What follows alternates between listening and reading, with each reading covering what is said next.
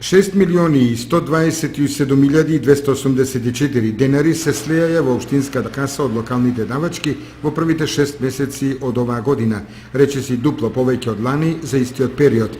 Средства чие зголемување се должи на солидното инкасирање на данок од промет на недвижности.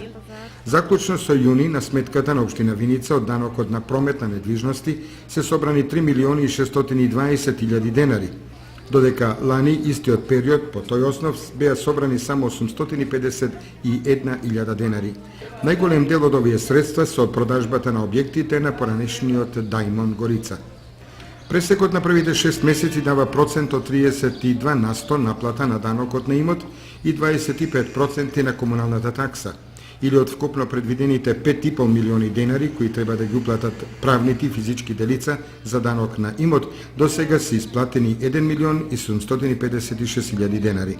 Од планираните 3 милиони по основ на комунална такса во општинската каса, собрани се 750.440